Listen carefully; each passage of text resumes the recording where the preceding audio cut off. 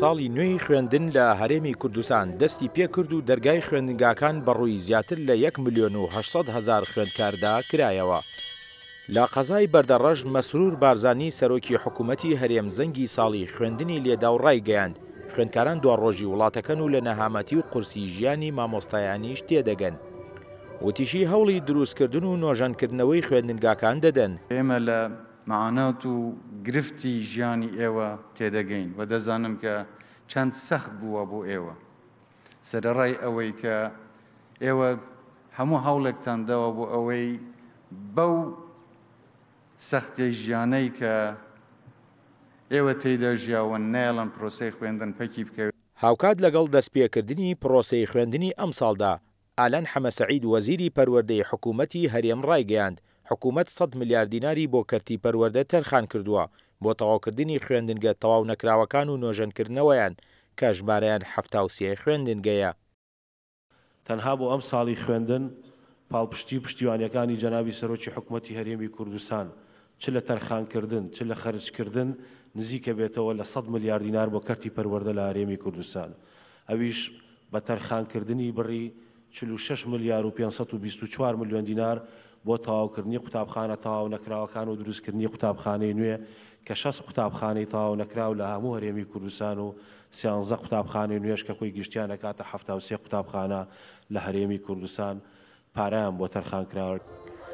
لەلایەکی ترەوە لە شاری سلێمانی دڵشاد محەممەد بەڕێوەبەری گشتی پەروەردەی سلێمانی لە مەراسیمی دەستپێکردنی خوێندن لە گوندی سینگەری سەربەناحەی گاپیلۆن ڕایگەیاند ئەمساڵ زیاتر لە 43,000 خوێندکاریان لە پۆلی یەک وەرگرتووە. بەڕێوەبەری گشتی پەروەردەی سلێمانی ئەوەشی ڕاگەیاند 50,983 سەرپەرشتیار و مامۆستا و فەرمانبەریان هەیە کە لە 1870 ناوەندی خوێندن و فێرکردن خزمەت بە 531,776 منداڵ و خوێندکار دەکەن. بۆ ئەم ساڵی خوێندن 43,091 قوتابیمان لە پۆلیەکی بنەڕەتی وەرگرتووە. داواکارم حکوومەتی هەرێم دەستکا بە پلەبەرزکردنەوەی موچەخۆران فەرمانبەران هەمویان زۆر نەبوونیان چەشت بەردەوام بوون لە دەوام ساڵێک لە ساڵەکان خزمەتیان بە 2 ساڵ هەژمار بکرێت بە مەبەستی خانەنشینی. هاوکات دکتۆر هەڤاڵ ئەبوبەکر پارێزگاری سلێمانی ڕایگەیاند داوا دەکەین حکوومەت ئەمساڵ بکات بە ساڵی پەروەردە و بودجە و بایەخی بۆ کەرتی پەروەردە بێت.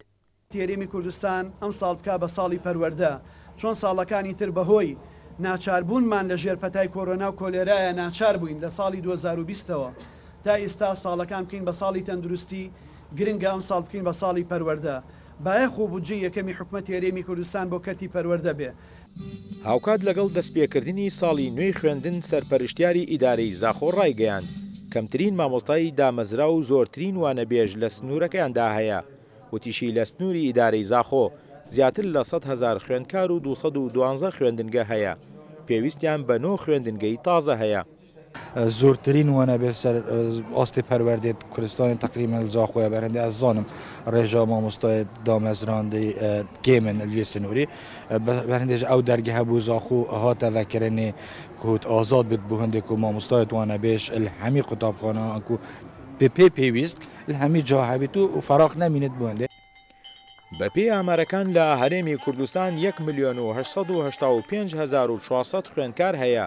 بۆ ئەم ساڵ 16 میلیۆن کتێب چاپ کراون و لە هەرێمی کوردستان 6,805 خوێندنگە هەیە. لەم کابینەی حکوومەتی هەرێمیش 59 خوێندنگە دروست کراون. ئاکۆ ئەمین، کورسات نیوز.